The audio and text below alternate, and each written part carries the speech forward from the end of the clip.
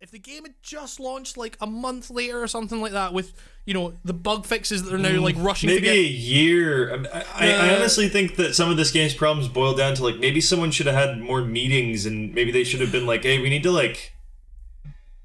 to make this game not inventory the game, guys. Like we need to I understand that these survival games, a big part of it is inventory management, and I get that micromanagement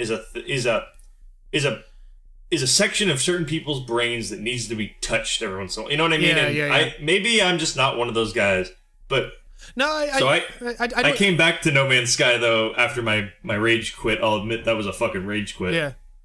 And I found that I just focused on once you get the Atlas Pass. I got an Atlas Pass by accident. Yeah.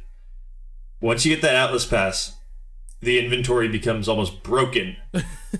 Because you could, every space station you go to, warp, go to space station. Yep. Go to the Atlas Pass room. There's an inventory slot there. Buy it. Go. Warp. Go. I just did that, and that my playthrough is now like, fuck you, No Man's Sky. I'm going to get to the center of you, and I'm never going to play you again. So I've just been warping and updating the inventory, and this game gets better the longer you play it, and that sucks. Yeah, exactly. I mean, you know what I mean? Yeah, it's terrible at the beginning. Yeah, no, I actually think like the first planet you find yourself on is maybe one of the more interesting scenarios in the game, because because you're filled with wonder and you didn't realize what about the pile of dung that was about to fall on top of you. I don't know.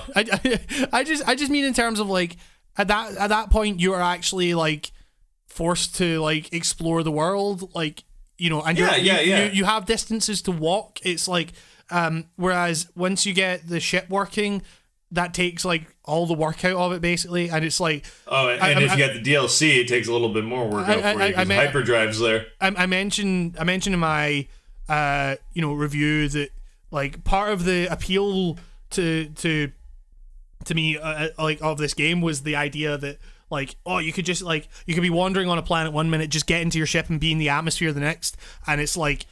And that seemed really cool because it kind of changed the conversation from, see that mountain over there, you can go there, to like, you can go there instantly, which is like a good, like, it's a development of that conversation. But then when you actually... But what's on that mountain? I'm glad I can get there now, but why do I want to go? It's not even that, it's just the idea that like, by taking all the work out of that, like, there's a reason that sim games like feel like you feel like you've achieved something when you get that thing off the ground, even though it took so much work.